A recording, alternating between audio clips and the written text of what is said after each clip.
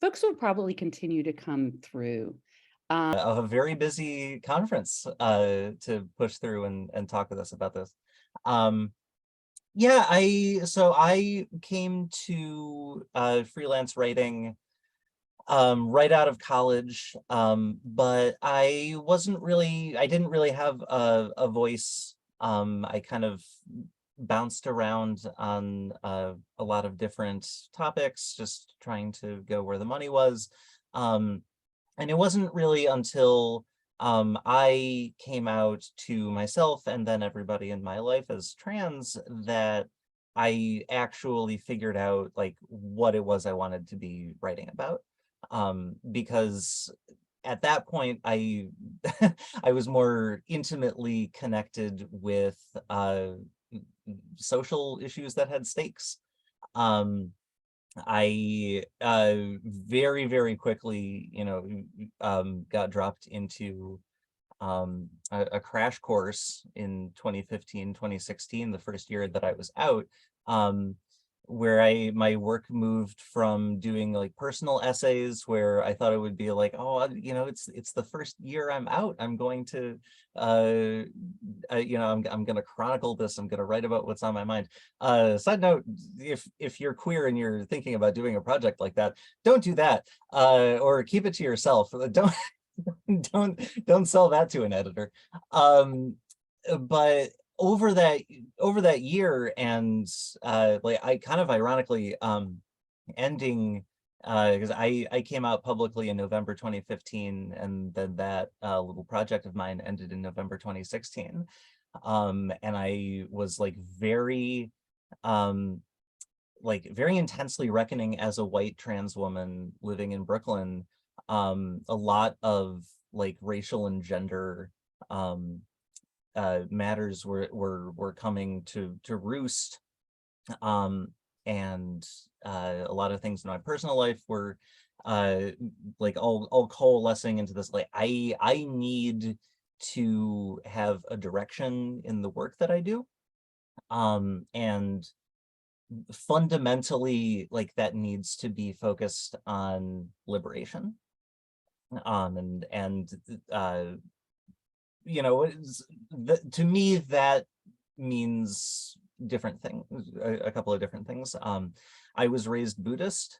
I was also raised by, as that might suggest, some very wonderful white liberal parents in New York State. And they like really tried to instill in me a sense of fundamental justice, and that better things are worth striving for. And as I've grown older and tried to incorporate that as best I can into my work, I think it's you always have to grapple with and examine the framework at which you personally try and arrive at the truth. Because there's a lot of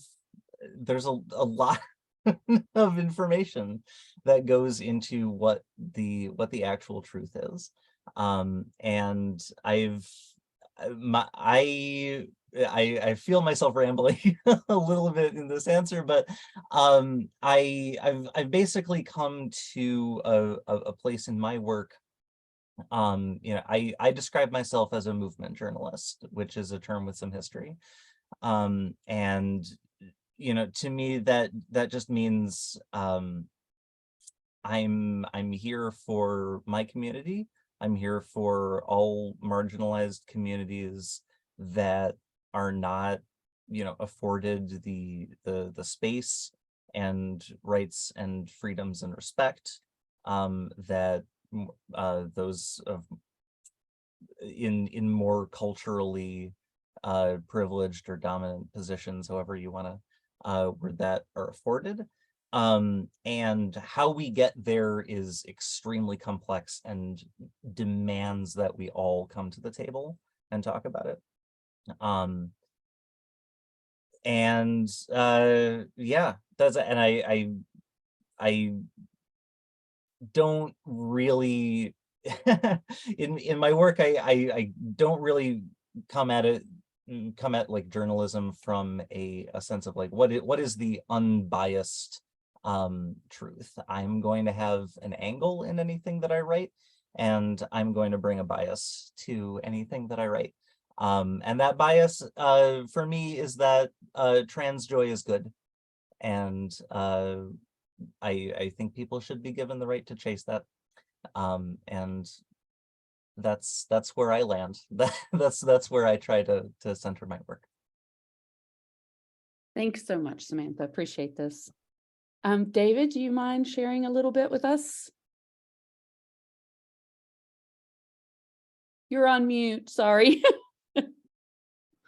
Yes, I was so riveted by what Samantha was saying. I kind of lost track there. I was so happy to listen to it. Stop And, it. I have to ask, is it okay if I steal the term movement journalism from you? I'd love that. That's my Oh, first.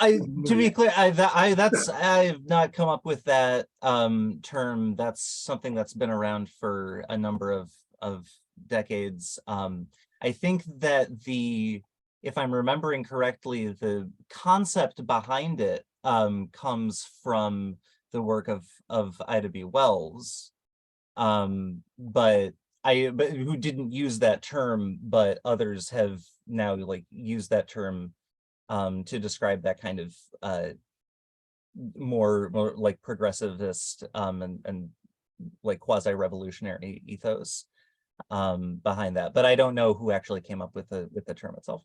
It's a great term though, and yeah, and as soon as you said it, it's like I think I know exactly what you're describing, and and the way you described was exactly the way I think. It was just something that I think that if you're a journalist like we are on this panel, and so many people are at this conference and throughout journalism, period, despite what you sort of see mainstream, either visually or what you're seeing in the biggest papers on TV and stuff. Um, Most journalists get that, and that's what they're striving for. And most journalists who feel like they're on the outside absolutely get what that means. And it's interesting because I was thinking as I was waiting, it's like, okay, well, how do I tell my story? And it's really kind of rooted in exactly that. I didn't really get into journalism until I started college. When I got to Maryland, it's like in 1981. I wanted to be in communication somehow. I hadn't really decided journalism. I was thinking maybe broadcast, something like that. And I ended up going to a meeting that I've heard about, like one night after during the first week of classes. Hey, the Black newspaper here on campus is having their meeting for their first, for their first issue. I knew a little bit about the Black newspaper because when I was visiting campus my senior year in high school, I got a chance to meet the incoming editor, a woman named Denise Cabrera, who went on to be a professor at Morgan State University, a longtime journalist at the AP. And she said, "Yeah, we're sort of restarting and regenerating the Black newspaper." It was the name of the newspaper was the Black Explosion. It started in the '70s, and the name kind of tells you what their emphasis was.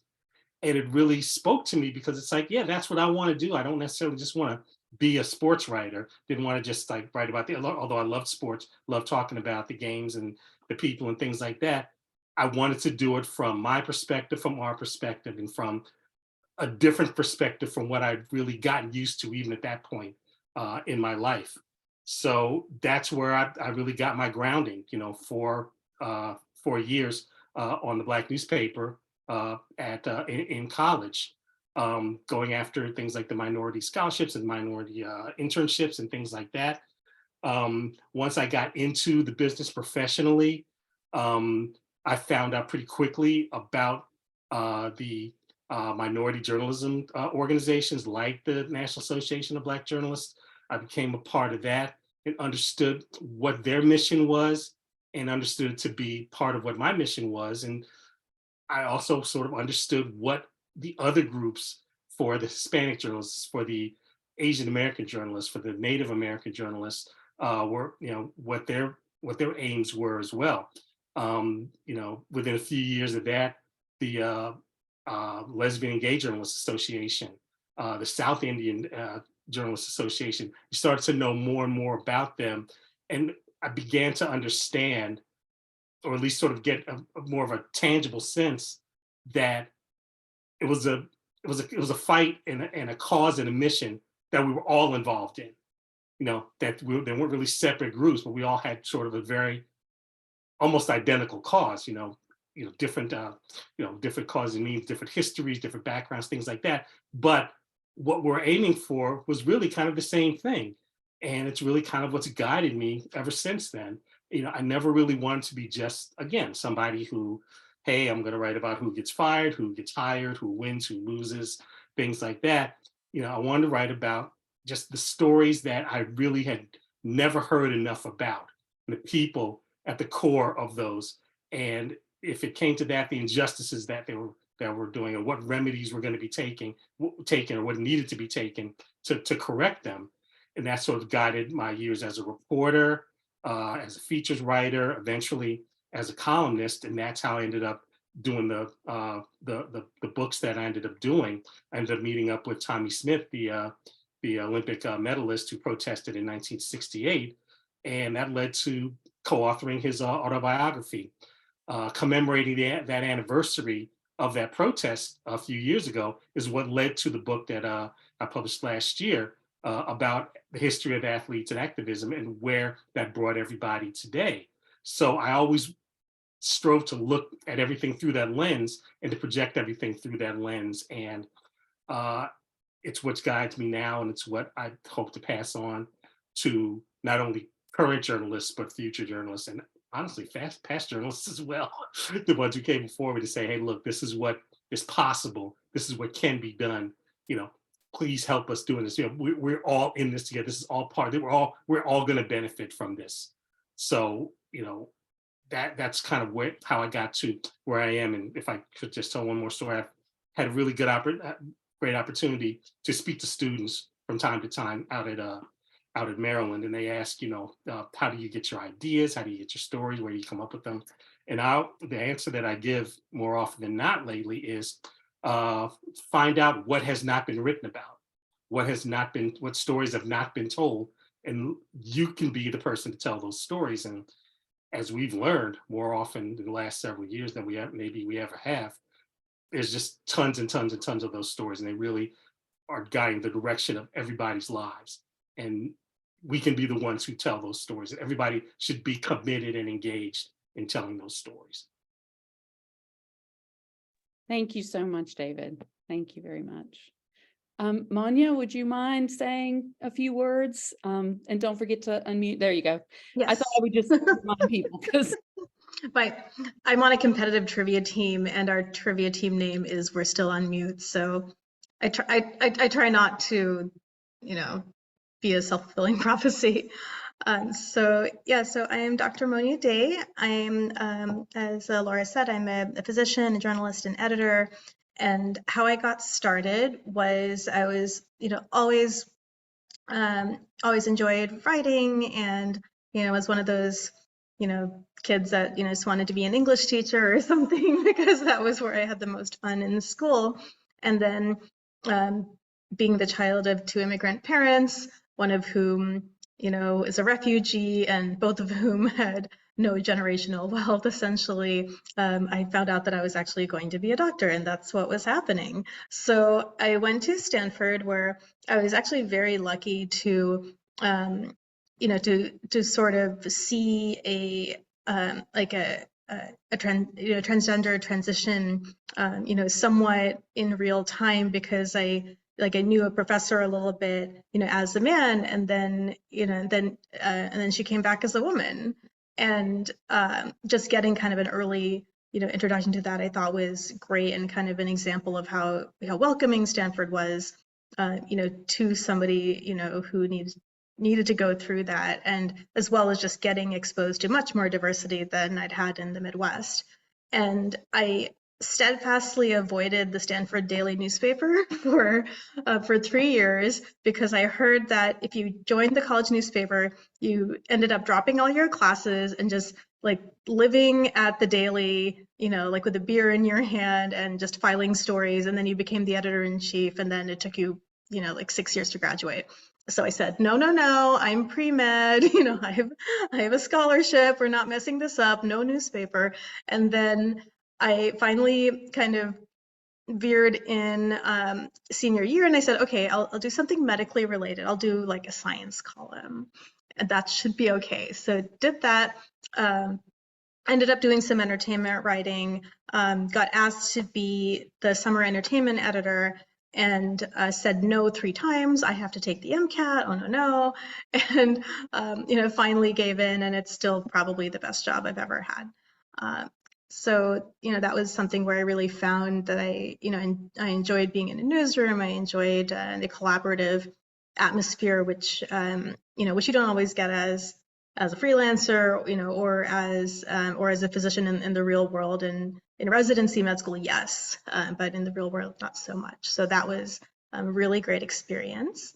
I think also a factor of me not thinking about journalism as a career, as a teen or earlier, was that there were kind of no Indian journalists, and that speaks to representation and how important that is, because doubtless there were many people that would have been excellent journalists at that time, but they ended up going into engineering or something like that because that's the only thing they thought they could do, because those were the only role models they saw. So for many reasons, representation is very important to me. I really think that for years, I feel like Pico Iyer was the only South Asian journalist or writer that I'd read, and I finally got to meet him recently at his book signing, and that was really cool. It came full circle. I ended up on the ASJA DEI committee, I think because I was making some stink on the Facebook page about about some issue related to DEI. Then lo and behold, I'm on the committee. But one point I wanted to make is that I really don't like the term inclusion, because it seems to imply that the default is thank you, Lisa, is what we've always known, which is the the white, cisgender, middle class, upper middle class, male, and that community is choosing to include people who are not that. And all those people have been, they've existed in the world all along, and they're people that have been talented writers, or they have been great sources for your stories, or there have been people who had really interesting stories to tell, and that should have been in the newspaper or should have been in the magazine.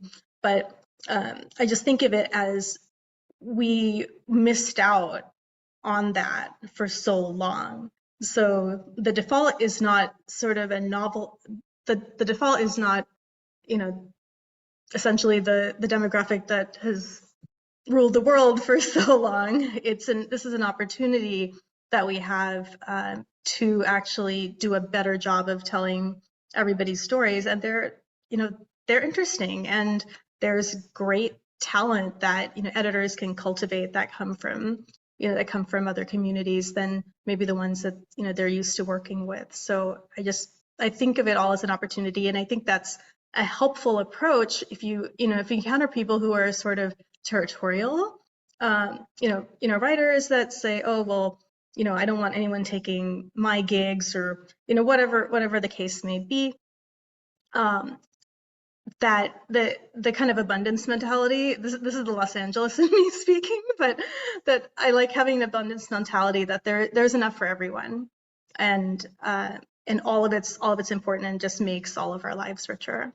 And I would say a tip is, both for content marketing and journalism, if you've had personal background, like I have personal background as a South Asian, as somebody who didn't have a lot of money, as somebody who was from like a more, suburban to rural area. So I have personal experience there. But if you don't have personal experience and you're trying to write about something, I think it's okay to go, immerse yourself and do active learning to try to get a better background. I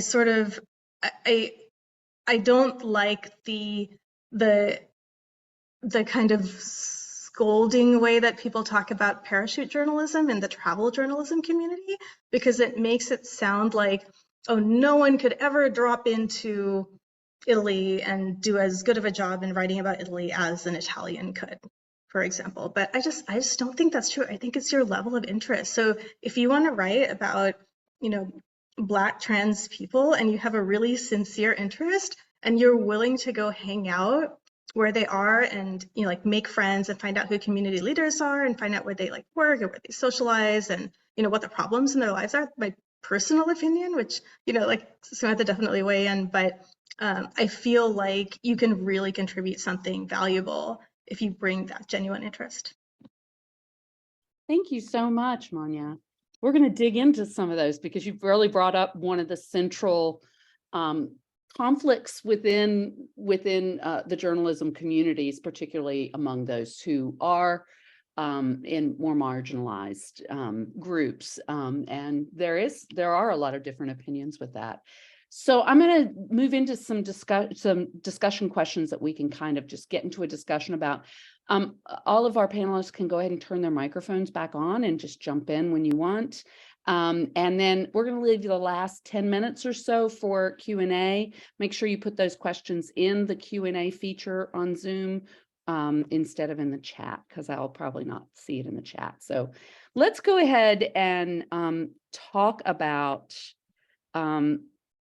this idea of the difference between diversity, and I'm going to go ahead and use the word inclusionary practices, even though I understand completely what you're saying, Manya, that it is rife with all sorts of bad insinuations. So, but feel free to use whatever language you want. But so what do you guys see in terms of the differences between something that just has a diversity focus and something that actually brings more voices into the story? What are some of the differences in what those stories look like? And what are the things that you do as a journalist to kind of promote that? I want to just weigh in because I found what you were saying, Manya, was really apt to a lot of things that I've been thinking about and have written about in the past. I really like the film Tangerine, which it got a lot of press when it came out, partially because it was entirely shot on iPhone. That was what a lot of the film press really were in awe about. I remember, but it was, I think it's a real testament to the kind of storytelling that you were talking about, in that the directors came into a neighborhood and hung out and talked to a couple of Black trans sex workers who were hanging around a donut shop, and got to know them and got to know their stories and talked to other people in their community and cast them as the leads in their movie, as well they should, and they gave tremendous performances. And these were not people that would have showed up to like a casting call or they would have something been in too Hollywood. Polished. Sure. Yeah. It would have been like If they had affected. found somebody through a casting call, it would not have been that movie. And what they ended up with was something that's really raw, and incredible. And yeah, but on the flip side of that, like, to bring it also back to what you were saying about like real representation in the newsroom right now, frankly, there are a lot of white trans women like me who are making our way upwards in the media ranks very slowly. There's still not a whole lot of us, but we are getting there ourselves as like a sub-demographic. I know multiple Black trans women who have felt like chased out of this business, could not make a living through it, did not feel wanted by editors, that their perspectives were valued or desired, and that, you know, just could not support themselves in a way that they can in other fields. And that's an honest to God tragedy. And I think one of the things that really needs to happen is a big reckoning in getting more, like, particularly Black trans voices in newsrooms in one way or another. If that's on in contributing writer contract gigs like the one that I have right now with them at Condé Nast. You know, it is such a really specific perspective on society right now that is incredibly relevant and really vital to look at so many different intersections of, you know, social issues that are like at play, and which we'll get into later on in the talk, I'm sure. But yeah, I just like every newsroom should be the Kokomo City documentary is what I'm saying. Which everyone should go see next month. It's in theaters. Anyway, that's what I wanted to say. I'm not an assigning editor right now, but I think it's also important that when you bring in, you know, those people who are transgender or, you know, a member of another, you know, like severely marginalized group, that they have the opportunity to just do run-of-the-mill journalism, and they're not just tapped for, oh, you know about trans, here's a trans thing for you, but they should get to, you know, break some investigative story, or, you know, or cover the freeway collapse, or, you know, whatever the cool thing is. You know, people who are marginalized didn't get to do the cool thing for so long. And that's also really important, is you're first and foremost a journalist, and people need to see you as that, just in the same way that they would say, oh, that guy, you know, name famous guy journalist X, you know, he's a journalist, that's his identity, that's your identity too. But I want to interject here and say that when I was on staff, I wasn't allowed to report on queer issues because I was considered to be biased, and that's still happening. Not just on staff, but just in terms of freelancing. There are editors out there who say you can't do that because you're biased. So yeah. I don't. You all can tell me whether or not you all have had this experience. The question I heard almost from the beginning of being in this business, and continue to hear it even today, and I get told the same thing by journalists who have come up behind me and people who are, you know, in my same generation. We get asked all the time, are you a journalist first, or are you Black first? With the implication of you can't be both. You have to pick one or the other. And if you pick journalists, or if you pick Black, then we cannot trust you as a journalist to be quote unquote objective. And if you notice, there's been a big discussion really over the past year over really what the term objective means and what objectivity means in journalism. And it basically tells you, it's like, well, you must have some kind of agenda if you're not sort of, you know, towing the line on what we say is regular journalism. And what they mean by regular is what, you know, we've all used the word default already during this conversation. It's just white, male, cisgender, you know, the standard, what we've seen over and over and over again. You know, everything's centered on that, including, and Dr. Day, I'm so glad you brought that up, terms like diversity and terms like inclusionary. They center whiteness, maleness, cisgender. And, you know, everything cannot be seen through that lens. You know, I'm always going to be Black. I'm not always going to be if I stop being a journalist someday, I'm going to be still Black. And that's the case for everybody else, you know. And that's going to be part of how we report on the world and how we engage with the world and how we get the rest of the world to engage with us and to engage with each other. And I mean, it's you also made a great point about the, you know, parachuting in. I mean, in a lot of cases, that's that's the only way we're going to get out of the pigeonholes that we get put into. I know that during my Exactly. years when I was say a columnist at I was with the Chronicle and at the Sun, it was too easy in a lot of cases for the editors and with my own colleagues and other people there in the market or in the business to figure, oh, he's just going to deal with all the Black topics. Mhm. I'm not going to deal with anything else, literally not with anything else. And now I'm not talking about just the regular standard stuff, but if anything went on in the LGBT community, again, in San Francisco, I was working in the San Francisco market. So that was an important, topic to be addressing all the time. Anything that happened with women, uh, gender, sexuality, anything like that, anything that happened with Latinos, or anything that happened in the broad world. If if the Giants were going to fire their manager, you know, don't go do that. But if somebody was suing them for discrimination, oh, put David on that. That's his that's his territory. Um, it's a hard line. It's a fine line that we have to walk, and we should not have to walk it if journalism is being done the way it should be done. And you not should have the option. everybody. I'm You should sorry. have the, you should, oh, no, I'm sorry. You'd have the option to be the journalist first if you want to. If you want to be Black first, that's great. But, if you're like, you know what, this is, I want to be a general assigned reporter. I happen to be Black. Like, that should be okay because because all of you, and people listening are qualified writers. Like you wouldn't be in the organization if you were not.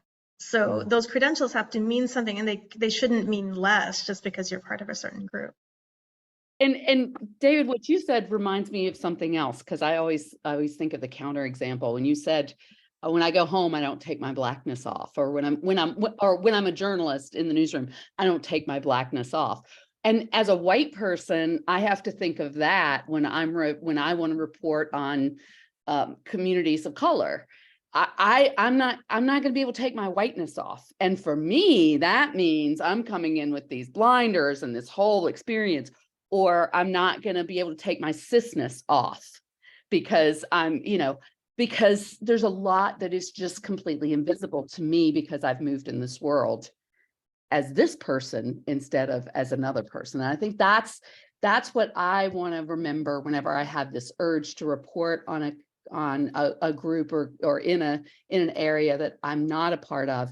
Okay, how's my whiteness going to get in the way? It doesn't mean that I can't do it.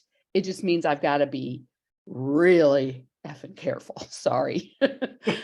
And journalists are like this. We're so we get ethics drilled into our brains. I feel like it's law, journalism, and medicine where you get so much training in ethics and people don't realize it's just part of everything you do. It's part of so many discussions, and we're so hypercritical of ourselves, and we're such analytical people. If you weren't all of those things, you would not be doing this job, and that I feel is such a protection against overreaching or not figuring out that, oh, my whiteness is getting in the way, because we're all very aware of that. We're very curious, and we're constantly checking ourselves. And I can't really easily think of examples where someone where someone has in a good faith effort to do a really well reported story has really missed the mark, because people tend to do their homework. It can always be better, but there's a certain level of competence that people bring. I want to jump on that. Sorry, bad turn of phrase. I'm not jumping on Monia, but I want to jump on that topic to say that that is kind of something that trans journalists are pushing against right now in particular, because there is just as there is an assumption that a white person can just come on and more neutrally report on racial topics and things like that. There is a very pervasive feeling in a lot of mainstream journalism circles that trans folks are mired down in ideological groupthink, and approaching things, just from this totally wrong-headed and activist perspective, no matter like what your title is or what else you're bringing to the table. Whereas cis reporters are seen as like bringing more nuance because they don't have a dog in the fight, so to speak. And that's kind of the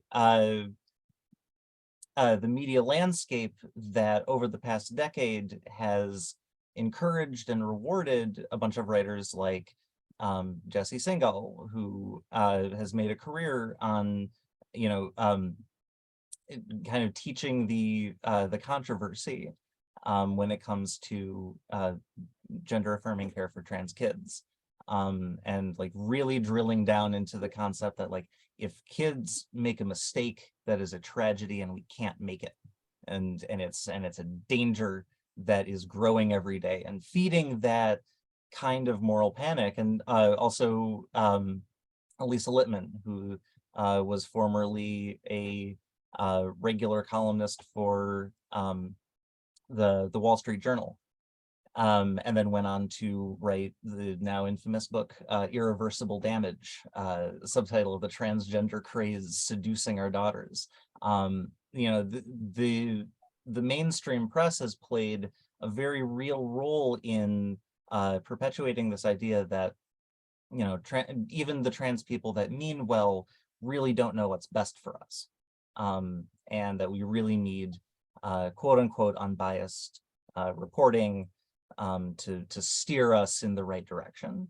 And that's where we're getting a lot of these articles that present a quote unquote, again, both sides of an issue, where more thorough reportage and more trust for interview subjects on the trans side of things, as opposed to what is seen as the cis default. It is a little frustrating to have to push against the really deeply ingrained notion that you're part of a population that just doesn't know what's best for you, and we understand that you feel very strongly about this, but take a seat, we'll figure it out for you. And so that's I know a lot of trans reporters that, as we've been saying, also would really like an opportunity to just sit back and write about the Mets. We're not having a great season right now. It's upsetting. But what's more upsetting is, all of these other stories that get reported out, and a lot of people really just don't have the range, but are very, very insistent that they do have the range. Heron Walker did, I'll shut up after this.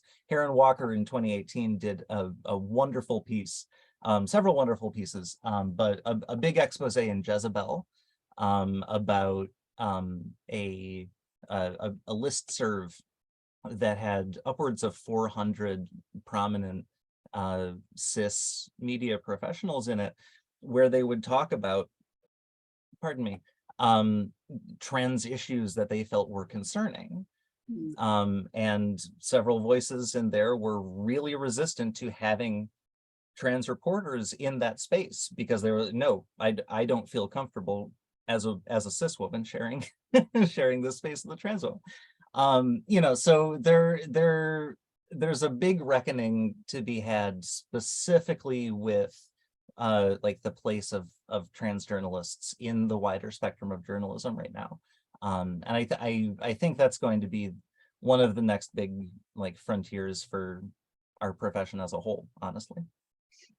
I hope it was clear. I think I got a little muddled in my delivery, but I was to be clear, that's not as I didn't mean any of that as a chastisement of what you were saying, and the point that you were making, but sorry, go ahead. Yeah, no, I was I think in my head I was thinking about the marginalized journalists and not being able to think of examples where they really overreached in terms of what you're talking about the fear is.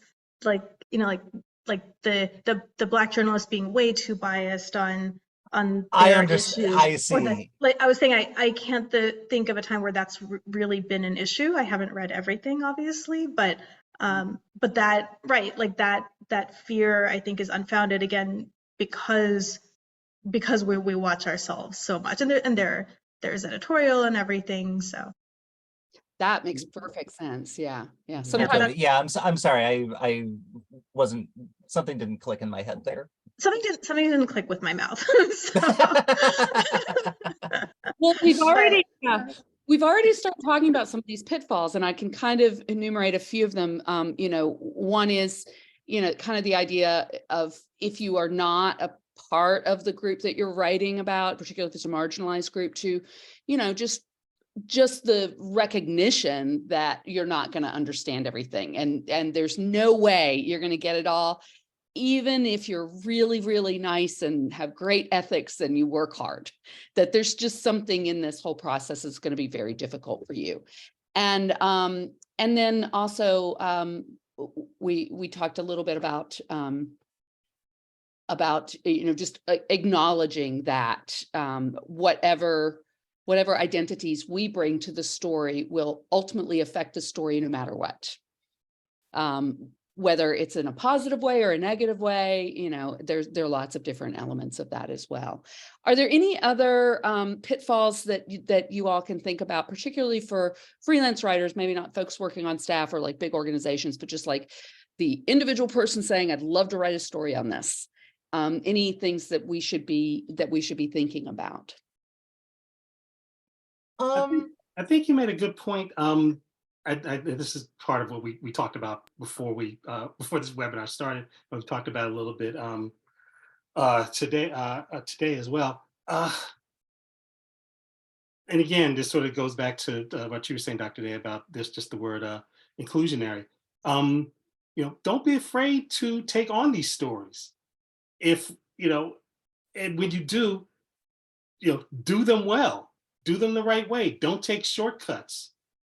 Don't assume that the first person you run into, or the one person you research really, really well, or the one person with the most, you know, academic titles, or the one person that seems the most representative, is going to be the linchpin of your whole story.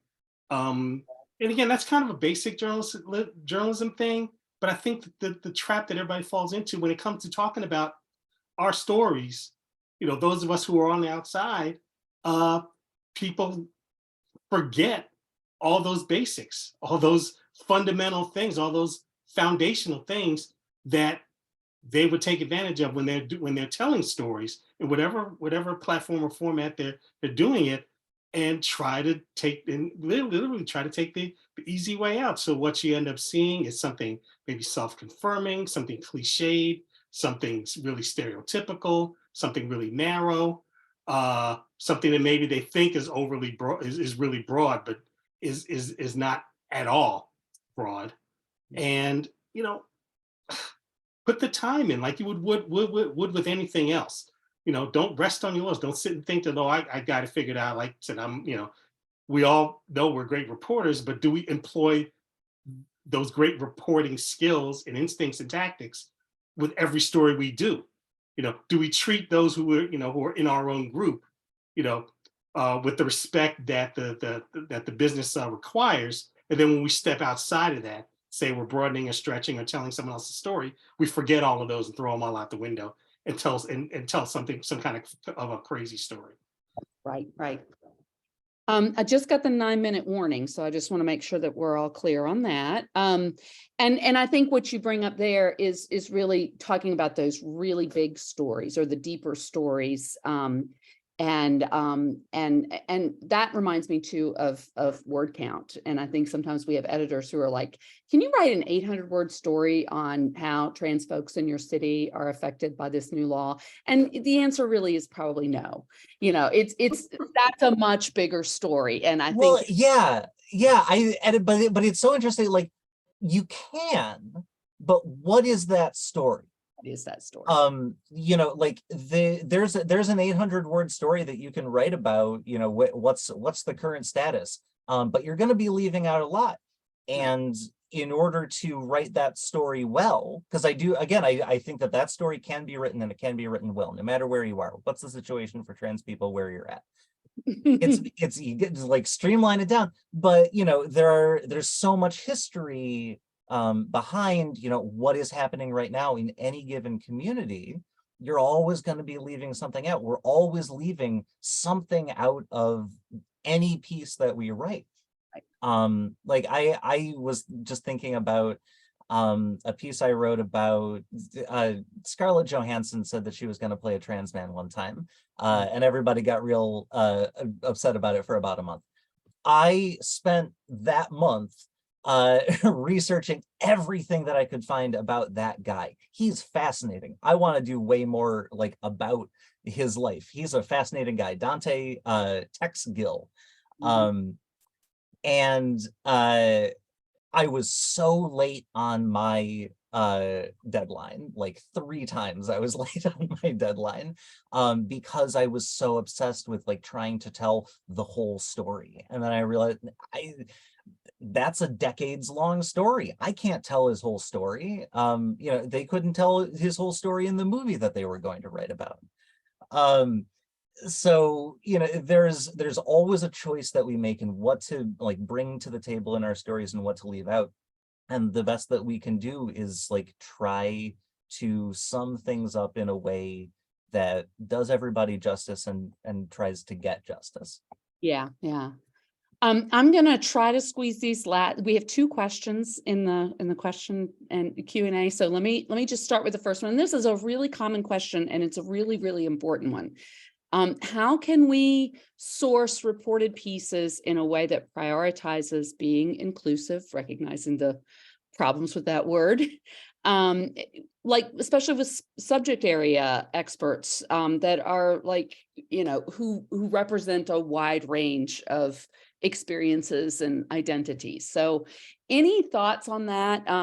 You know, I've never come across a really magic bullet for this, but if you guys have any ideas. So like if you're looking for a neurologist to speak on a topic, how do you find a Black neurologist? You know, like if, you know, I think a lot of our members want to actually look for those particular people. So any thoughts? There's more than 100 historically Black colleges, universities. Amazing. That's one place to start. And that's something that, again, you know, it has to be taught, it has to be reminded, and it has to be pushed constantly. And please do not take this with disrespect. We don't always have to call Stanford. We don't we don't have to call Harvard. That's absolutely right. You know, call the other schools, because, you know, particularly for, you know, for some areas of expertise, whether it's, you know, medical, non-medical, you know, surprising schools could be, you know, the national leader in terms of their department and be doing really cutting edge stuff. You know that, you know, academia is not just what's going on at Harvard. Right. Yeah. Like they might have some weird, you know, billionaire that funded this department, and now like the University of Arkansas has the best archaeology department in the country. You know, just stuff like that happens all the time. Yes. That's such a good idea, David. And I'm just ticked at myself that I've never thought of that.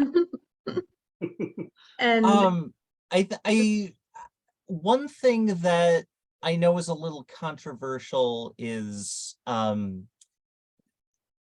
setting aside like budgets for sources. And this is another thing that rubs up against some people's like idea about bias the wrong way, right? It's like if you incentivize somebody to come and talk to you, how can you be sure that they're going to you know, give you the unvarnished truth?